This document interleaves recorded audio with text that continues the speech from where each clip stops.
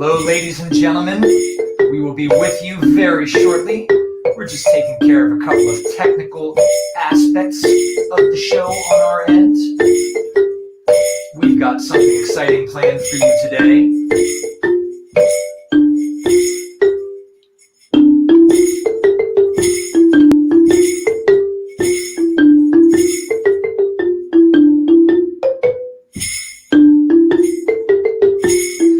Well, Charlotte, Hudson, Sophia, Sydney, Krista, Mary, we are very happy you guys are here. We love Horton Hears too.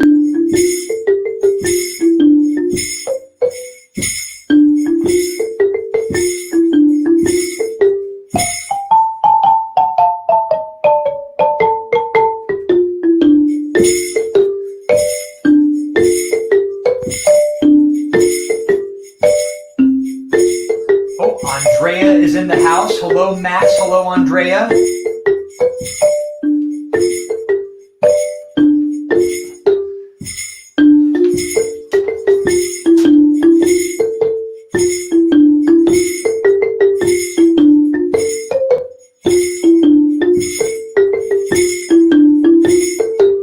Oh, Matilda and Anna are watching. Hello, Dustbite.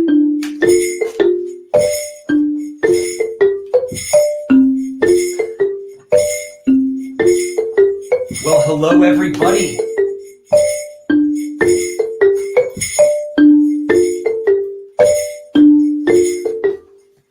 We are so excited that you're here. We want to welcome you to the season finale of season 2 of Another Mother's Music Time.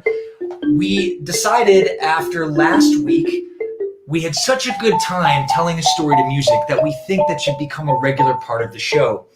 And we thought today we would cover a really important story called Horton Hears a Who.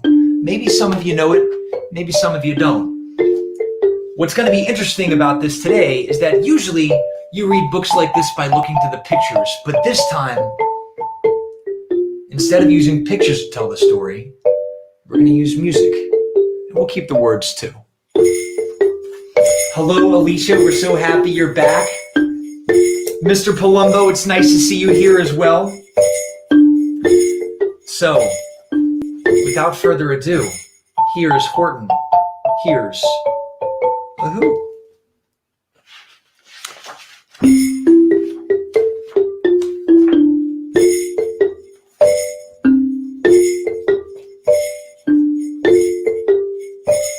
Before we start, is the audio okay, everybody? Because that's important. Freddie's not too loud, you can hear me.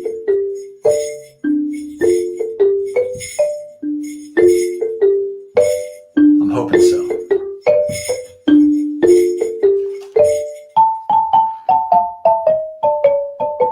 It's good, all right. On the 15th of May, in the jungle of Newell, in the heat of the day, in the cool of the pool, he was splashing, enjoying the jungle's great joys, when Horton the elephant heard a small noise. So Horton stopped splashing. He looked towards the sound. That's funny, thought Horton. There's no one around. Then he heard it again. Just a very faint yelp, as if some tiny person were calling for help. I'll help you, said Horton. But who are you? Where? He looked and he looked, but he could see nothing there, but a small speck of dust blowing past through the air. I say, murmured Horton, I've never heard tell of a small speck of dust that is able to yell. So you know what I think? Well, I think that there must be someone on top of that small speck of dust. Some sort of creature of very small size, too small to be seen by an elephant's eyes. Some poor little person who's shaking with fear that he'll blow in the pool. He has no way to steer. I'll just have to save him because, after all, a person's a person. no matter how small. So gently, and using the greatest of care, the elephant stretched his great trunk through the air, and he lifted the dust speck and carried it over and placed it down safe on a very soft clover. Humph! Humped a voice. 'Twas the sour kangaroo. And the young kangaroo in her pouch said, "Humph too! Why, a speck that is as small as a head of a pin? A person on that? Why, there never has been." "Believe me," said Horton, "I tell you sincerely, my ears are quite keen, and I hear them quite clearly.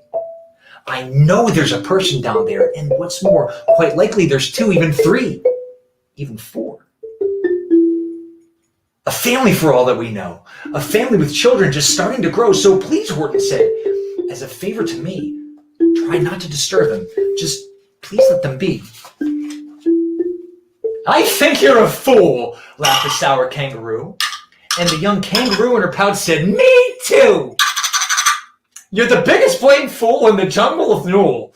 And the kangaroos plunged in the cool of the pool.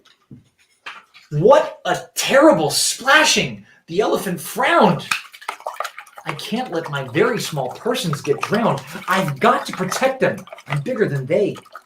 So he plucked up the clover and hustled away. Through the high jungle treetops, the news quickly spread. "He talks to a dust speck. He's out of his head. Just look at him walk with that speck on that flower." And Horton walked worrying for almost an hour. "Should I put the speck down?" Horton thought with alarm. "If I do, these small persons may come to great harm. I can't put them down, and I won't after all. A person's a person, no matter how small." Then Horton stopped walking. The speck voice was talking. The voice was so faint that he could just barely hear it. "Speak up, please," said Horton. He put his ear near it. "My friend," came the voice, "you're a very fine friend. You've helped all us folks on this dust speck to no end. You've saved all our houses, our ceilings and floors. You've saved all our churches and grocery stores." "You mean," Horton gasped, "you have buildings there too?" "Oh yes," piped the voice, "we most certainly do. I know," called the voice, "I'm too small to be seen, but I'm mayor of a town that is friendly and clean. Our buildings to you would seem terribly small, but to us who aren't big, they are wonderfully tall. My town is called Whoville, for I am a Who, and we Whos are all thankful and grateful to you." And Horton called back to the mayor of the town, "You're safe now, don't worry. I won't let you down." But just as he spoke to the mayor of the speck, 3 big jungle monkeys climbed up Horton's neck. The Wickersham brothers came shouting, "What rot! This elephant's talking to Whos who are not! They aren't any Whos, and they don't have a mayor. And we're gonna stop all this nonsense, so there."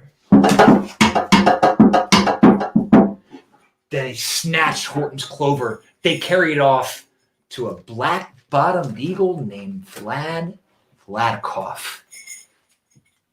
A mighty strong eagle, a very swift wing, and they said, "Will you kindly get rid of this thing?" And before the poor elephant even could speak, the eagle flew off with a flower in its beak. All that late afternoon, and far into the night, the black-bottomed bird flapped its wings in fast flight, while Horton chased after with groans over stones. They tattered his toenails and battered his bones, and begged, "Please don't harm all my little folks who have as much right to live as us bigger folks do." But as far behind him the eagle kept flapping, and over his shoulder called back, "Quit your yapping. I'll fly the night through. I'm a bird, I don't mind it. And I'll hide this tomorrow where you'll never find it."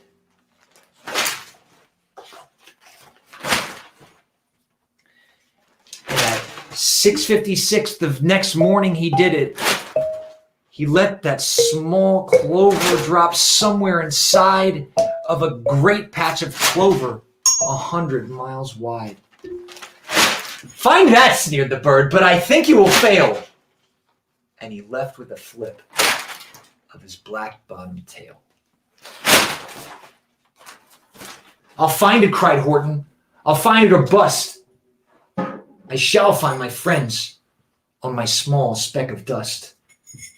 And clover by clover, he found that the one that he sought was just not around. And by noon, poor Horton, more dead than alive, had picked, searched, and piled up 9,005. Then on and on through the afternoon, hour after hour, till he found them at last on the 3 millionth flower. "My friends," cried the elephant, "tell me, do tell, are you safe? Are you sound? Are you whole? Are you well?" From down in the speck came the voice of the mayor. "We've really had trouble, much more than our share. When that black-bottomed birdie let go and we dropped, we landed so hard that our clocks have all stopped. Our teapots are broken, our rocking chairs smashed, and our bicycle tires are blew up when we crashed. So Horton, please," pleaded the voice of the mayor's, "will you stick by us who's while we're making repairs?" "Of course," Horton answered. "Of course I will stick. I'll stick by you small folks, through thin and through thick." "Humph," humped a voice. "For almost 2 days, you've run wild and insisted on chatting with person who've never existed. Such carryings on in our peaceable jungle. We've had quite enough of your bellowing bungle. And I'm here to state," snapped the big kangaroo, "that your silly, nonsensical game is all through." And the young kangaroo in her pouch said, "Me too." With the help of the Wickersham brothers and dozens of Wickersham uncles and Wickersham cousins and Wickersham in-laws, whose help I've engaged, you're going to be roped and you're going to be caged. And as for your dustbag, that we shall boil in a steaming hot kettle of hazelnut oil. "Boil it," gasped Horton. "Oh no, that you can't do. It's all full of persons. They'll prove it to you." Mr. Mayor," Horton called. "Mr. Mayor, you've got to prove now that you really are there. So call a big meeting, get everyone out, make every who holler, make every who shout, make every who scream. If you don't, every who is going to end up in hazelnut stew." And down on the dust speck, the scared little mayor quick called a big meeting in the Whoville town square. And his people cried loudly, they cried out in fear, "We are here, we are here, we are here, we are here." The elephant smiled. "That was clear as a bell. Your kangaroo surely heard that very well." "All I heard," snapped the big kangaroo, "was the breeze and the faint sound of wind through the far distant trees. I heard no small voices, and you didn't either." And the young kangaroo in her pouch said, "Me neither."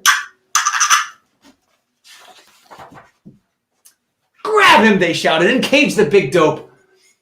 Lasso his stomach with 10 miles of rope. Tie the knot so tight that he'll never shake loose. Then dunk that dumb speck in the hazelnut juice." Horton fought back with great vigor and vim, but the Wickersham gang was too many for him. They beat him, they mauled him. They started to haul him into his cage, but he managed to call to the mayor, "Don't give up. I believe in you all. A person's a person, no matter how small. And you very small persons will not have to die if you make yourselves heard. So come on now and try." The mayor grabbed a tom-tom. He started to smash it, and all over the Whoville they whooped up a racket. They rattled tin kettles, they beat on brass pans, on garbage pail tops and old cranberry cans. They blew on bazookas and blasted great toots, on clarinets, oompas and boompas, and flutes. Great gusts of loud racket rang high through the air, and they shook the whole sky. And then the mayor called up through that howling and mad hullabaloo, "Hey Horton, how's this? Is our sound coming through?" And Horton called back, I can hear you just fine, but the kangaroo's ears aren't as strong quite as mine. They don't hear a thing. Are you sure all your boys are doing their best? Are they all making noise? Are you sure every who down in Whoville is working? Quick, look through your town. Is anyone shirking? Through the town rushed the mayor from east to the west, but everyone seemed to be doing his best. Everyone seemed to be yapping or yipping. Everyone seemed to be beeping or bipping. But it wasn't enough, all this ruckus and roar. He had to find someone to help him make more. He raced through each building. He searched floor to floor. And just as he felt as he was getting nowhere and almost about to give up in despair, he suddenly burst through a door and the mayor discovered one shirker quite hidden away in Fairfax Apartments, apartment 12J. A very small shirker, a shirker named Jojo, was just standing and bouncing a yo-yo. Not making a sound, not a yip, not a chirp. And the mayor wasn't shy, and he grabbed the young twerp. And he climbed with the lad up the Eiffelberg Tower. This, cried the mayor, is your town's darkest hour. The time for all who have blood that is red to come to the aid of their country, he said. We've got to make noise in greater amounts, so open your mouth, lad, for every voice counts. Thus he spoke as he climbed. When they got to the top, the lad cleared his throat and he shouted out, Yo!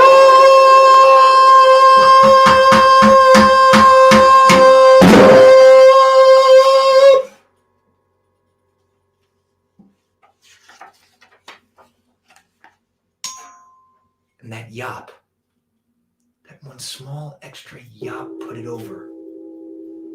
Finally, at last, from the speck on that clover, their voices were heard. They rang out clear and clean, and the elephant smiled. Do you see what I mean? They've proved they are persons, no matter how small. And their whole world was saved by the smallest of all. How true, yes, how true, said the big kangaroo. And from now on, you know what I'm planning to do? From now on, I'm going to protect them with you. And the young kangaroo in her pouch said, Me too. From the sun in the summer, from rain when it's fallish, I'm going to protect them, no matter how smallish.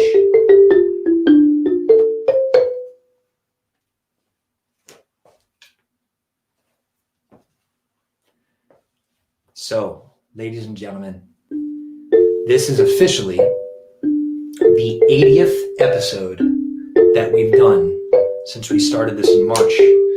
There are a few of you who have been with us the whole time, and there are a few of you who have come in and really helped make this such a fun thing for us. And not only have you done that, you've really given us a goal. We want to make this our job somehow, some way. And we couldn't have found that we wanted this without you guys motivating us so much to want to create something new each day and each week. So thank you. Thank you very, very, very much. We're going to take a break for at least a couple of weeks because we're actually allowed to start playing a little bit of music on the streets right now. We're going to continue the show. We're going to reach out to you guys to talk to you about what you think might be a good idea for us to go forward, how many times you'd like to see us a week, when you think we should do it. But honestly, this is just such a fun experience.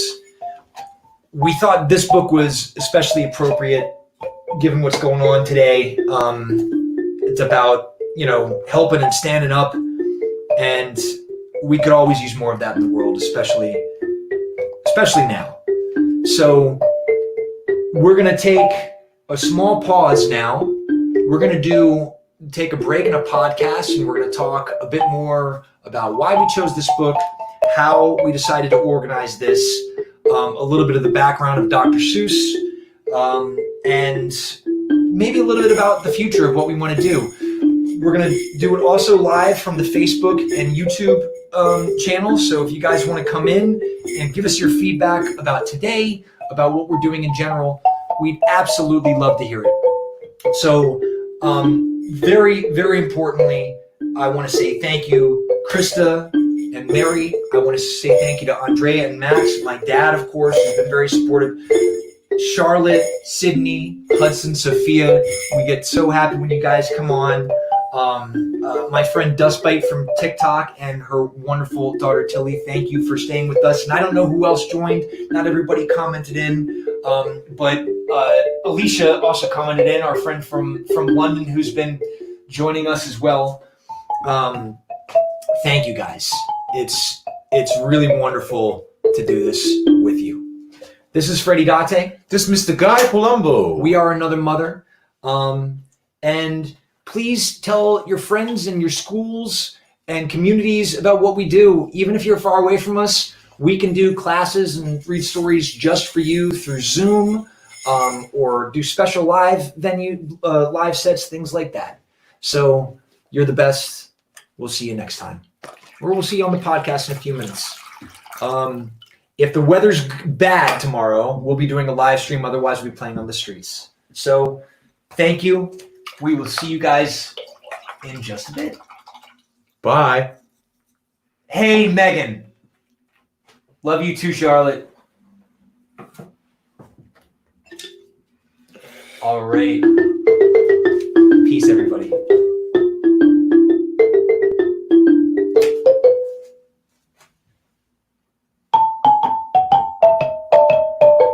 Sydney, once you're the...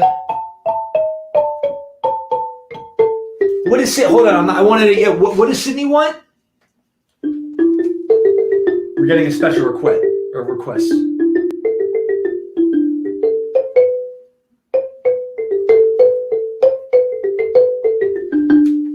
Oh, Sydney wants my TikTok. My TikTok is just Guy Palumbo. So we haven't been adding anything to the Another Mother account yet, but we will be now that we're taking a break. Da, da, da, da, da, da, da, da.